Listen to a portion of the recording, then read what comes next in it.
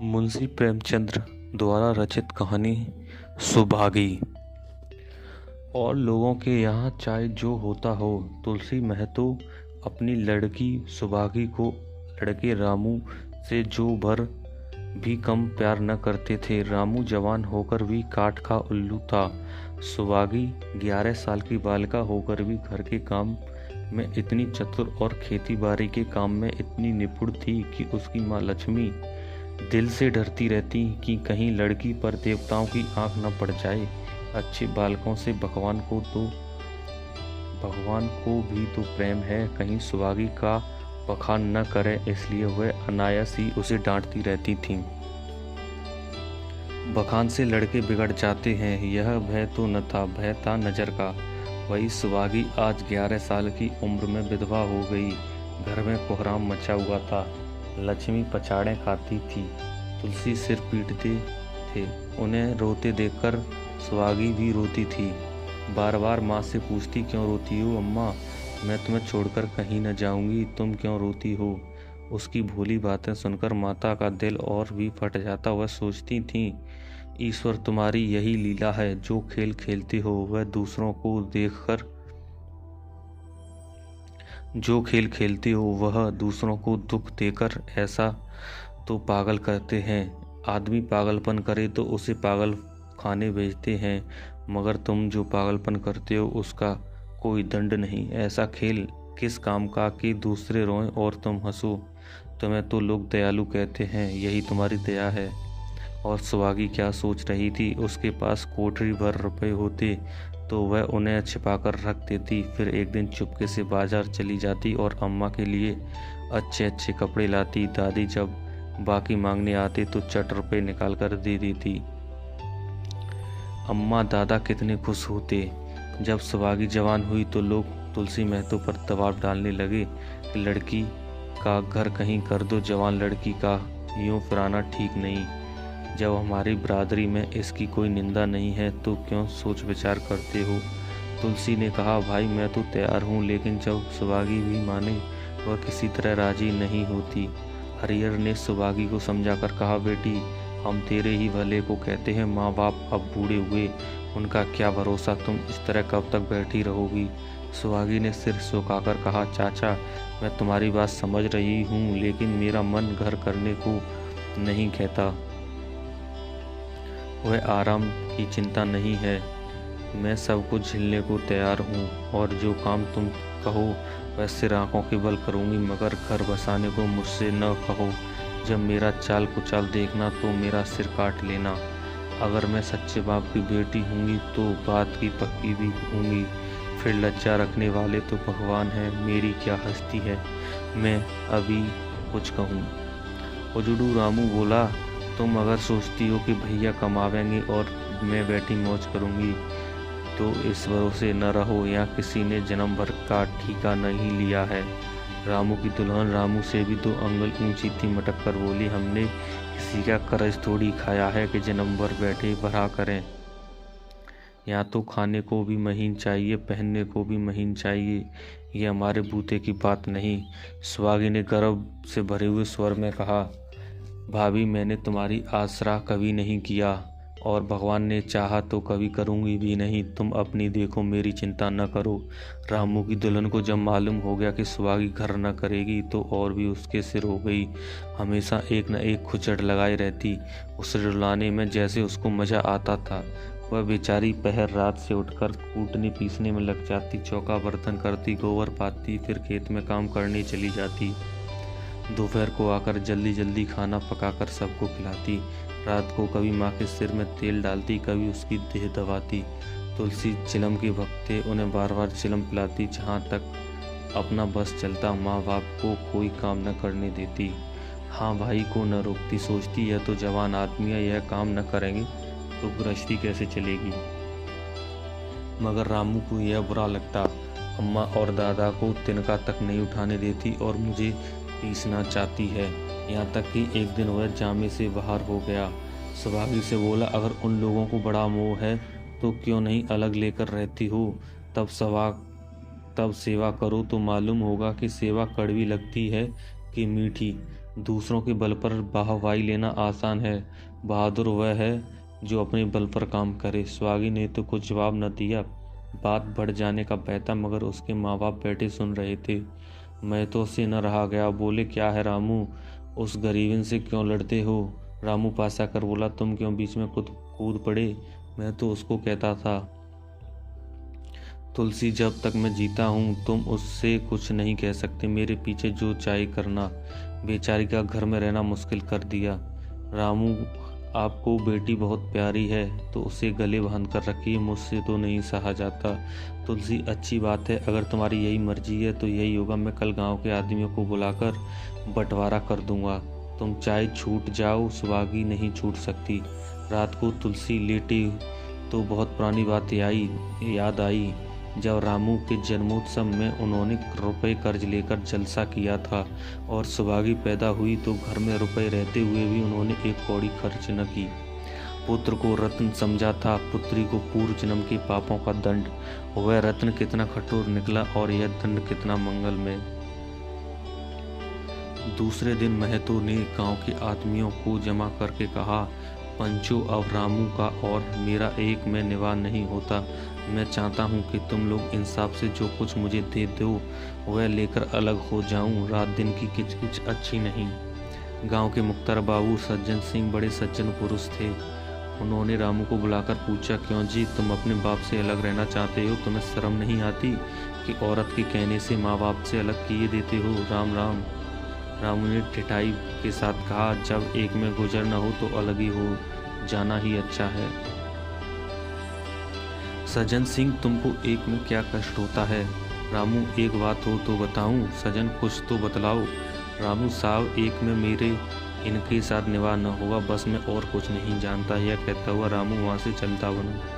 तुलसी, देख लिया आप लोगों ने इसका मिजाज। आप चाहें 4 हिस्सों में 3 हिस्से उसे दे दें, पर अब मैं इस दुष्ट के साथ न रहूँगा। भगवान ने बेटी को दुख दे दिया। नहीं, मुझे खेती बाड़ी लेकर क्या करना था? जहाँ रहता वहीं कमाता खाता। भगवान ऐसा बेटा 7वें बैरी को भी न दे। लड़के से लड़की भली जो कुलवंती होए। सहसा सुहागी आकर बोली, दादा, यह सब बाँट पकड़ा मेरे ही कारण तो हो रहा है। मुझे क्यों नहीं अलग कर देते? मैं मेहनत मजदूरी करके अपना पेट पाल लूँगी। अपने से जो कुछ बन पड़ेगा तुम्हारी सेवा करती रहूँगी, पर रहूँगी अलग। यूँ घर का बार पाट होते मुझसे नहीं देखा जाता। मैं अपने माथे यह कलंक नहीं लेना चाहती। तुलसी ने कहा, बेटी, हम तुझे न छोड़ेंगे, चाहे संसार छूट जाए। रामू का मैं मुंह नहीं देखना चाहता, उसके साथ रहना तो दूर रहा। रामू की दुल्हन बोली, तुम किसी का मुंह नहीं देखना चाहते तो हम भी तुम्हारी पूजा करने को व्याकुल नहीं है। मैं तो दांत पीसते हुए उठे कि बहू को मारे, मगर लोगों ने पकड़ लिया। बंटवारा होते ही महतो और लक्ष्मी को मानो पेंशन मिल गई। पहले तो दोनों सारे दिन सुहागी को मना करने पर कुछ न कुछ करते ही रहते थे, पर अब उन्हें पूरा विश्राम था।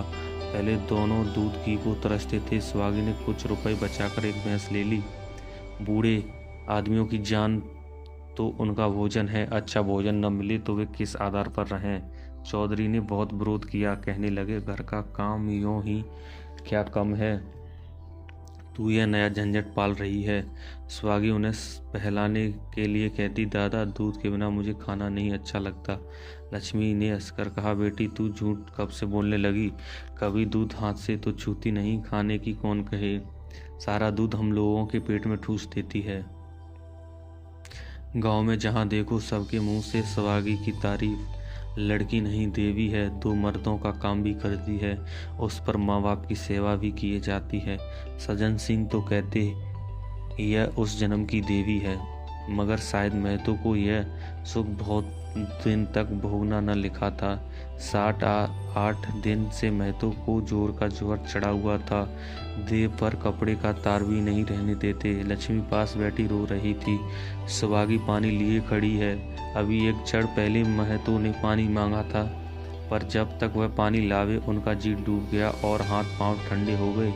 सुहागी उनकी दशा देखते ही रामू के घर गई और बोली, भैया चलो देखो, आज दादा न जाने कैसे हुए जाते हैं, 7 दिन से जोर नहीं उतरा। रामू ने चारपाई से लेटे लेटे कहा, तो क्या मैं डॉक्टर हकीम हूँ कि देखने चलूँ? जब तक अच्छे थे तब तक तो तुमने उनके गले का हार बनी हुई थी। अब जब मरने लगी तो मुझे बुलाने आई हो। उसी वक्त उसकी दुल्हन अंदर से निकल आई और सुहागी से पूछा, दादा को क्या हुआ है दीदी? सुहागी के पहले रामू बोल उठा, हुआ क्या है, अभी कोई मरे थोड़े ही जाते हैं। सुहागी ने फिर उससे कुछ न कहा, सीधे सजन सिंह के पास गई। उसके जाने के बाद रामू हंसकर स्त्री से बोला, त्रिया चरित्र इसी को कहते हैं। स्त्री, इसमें त्रिया चरित्र की कौन बात है, चले क्यों नहीं जाते? रामू, मैं नहीं जाने का, जैसे उसे लेकर अलग हुए थे वैसे उसे लेकर रहें। मर भी जाए तो क्यों तो न जाऊं। स्त्री हंसकर, मर जाएंगे तो आग देने तो जाओगे, तब कहाँ भागोगे?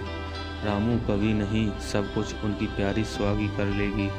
स्त्री, तुम्हारे रहते हुआ क्यों न करने लगी? रामू, जैसे मेरे रहते उसे लेकर अलग हुए, और कैसे?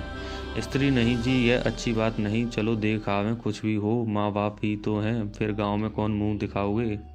रामू, चुप रहो, मुझे उपदेश मत दो। उधर बाबू साहब ने ज्यों ही महतो की बात सुनी तुरंत सुहागी के साथ भागे चले आए। यहाँ पहुंचे तो महतो की दशा और खराब हो चुकी थी। नाड़ी देखी तो बहुत धीमी थी। समझ गए कि जिंदगी के दिन पूरे हो गए। मौत का आतंक छाया हुआ था। सजन नेत्र होकर बोले, महतो भाई कैसा जी है? महतो जैसे नींद से जाकर बोले, बहुत अच्छा है भैया, अब तो चलने की बेला है। सुहागी के पिता, अब तुम ही हो, उसे तुम्ही को सौंपे जाता हूँ। सजन सिंह ने रोते हुए कहा, भैया महतो घबराओ मत, भगवान ने चाहा तो तुम अच्छे हो जाओगे। सुहागी को तो मैंने हमेशा अपनी बेटी समझा है और जब तक जीऊँगा ऐसा ही समझता रहूँगा। तुम निश्चिंत रहो, मेरे रहते सुहागी या लक्ष्मी को कोई तिरछी आंख से न देख सकेगा, और कुछ इच्छा हो तो वह भी कह दो। महतो ने विनीत नेत्रों से देखकर कहा, और कुछ नहीं कहूँगा भैया, भगवान तुम्हें सदा सुखी रखे। सजन, रामू को बुलाकर लाता हूँ, उसे जो भूल चूक हो क्षमा कर दो। मैं तो नहीं भैया, उस पापी हत्यारे का मुंह मैं नहीं देखना चाहता। इसके बाद गोदान की तैयारी होने लगी। रामू को गांव भर ने समझाया, पर वह अंत्येष्टि करने पर राजी न हुआ। कहा, जिस पिता ने मरते समय मेरा मुंह देखना स्वीकार न किया, वह मेरा पिता नहीं, न मैं उसका पुत्र हूँ। लक्ष्मी ने दाह क्रिया की। इन थोड़े से दिनों में सुहागी ने न जाने कैसे रुपए जमा कर लिए थे कि जब 13 का सामान आने लगा तो गांव वालों की आंखें खुल गईं। बर्तन, कपड़े, घी, शक्कर, सभी सामान इफरात से जमा हो गए। रामू देख देख जलता था और सुहागी उसे जलाने ही के लिए सबको यह सामान दिखाती थी। लक्ष्मी ने कहा, बेटी घर देखकर खर्च करो, अब कोई कमाने वाला नहीं बैठा है, आप ही कुआं खोदना और पानी पीना है। सुहागी बोली, बाबूजी का काम तो धूमधाम से ही होगा अम्मा, चाहे घर रहे या जाए, बाबूजी फिर थोड़े ही आवेंगे। मैं भैया को दिखाना चाहती हूँ कि अवला क्या कर सकती है, वह समझते होंगे इन दिनों के किए कुछ न होगा, उनका यह घमंड तोड़ दूंगी। लक्ष्मी चुप रही। 13 के दिन 8 गांव के ब्राह्मणों का भोज हुआ। चारों तरफ बहावाही मच गई। पिछले पहर का समय था, लोग भोजन करके चले गए थे।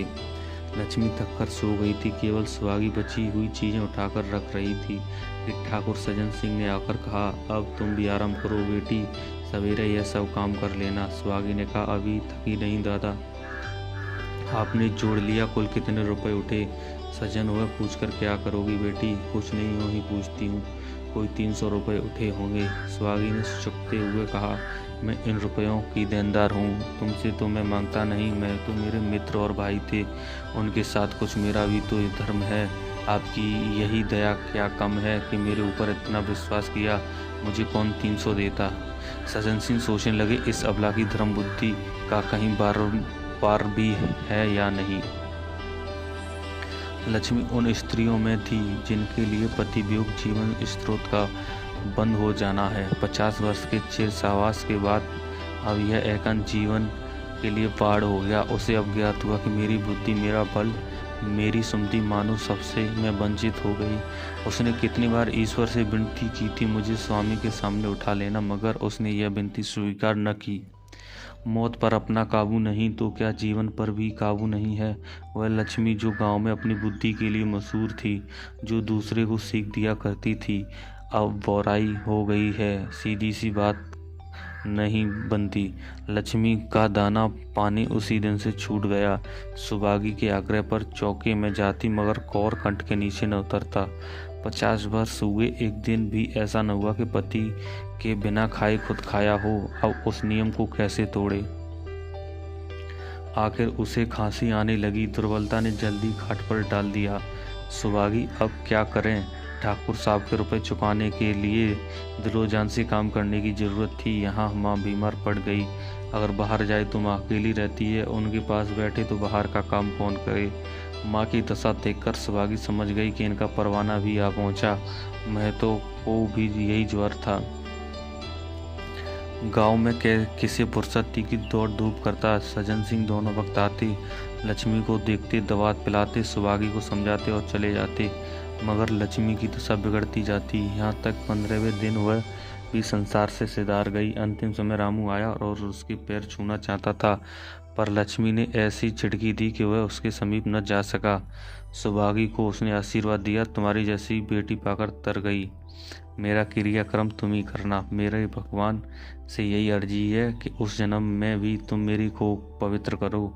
माता के देहांत के बाद सुहागी के जीवन का केवल एक लक्ष्य रह गया, सज्जन सिंह के रुपए चुकाना। 300 पिता की क्रिया में लगे थे, लगभग 200 माता के काम में लगे। 500 का ऋण था और उसकी अकेली जान, मगर वह हिम्मत न हारती थी।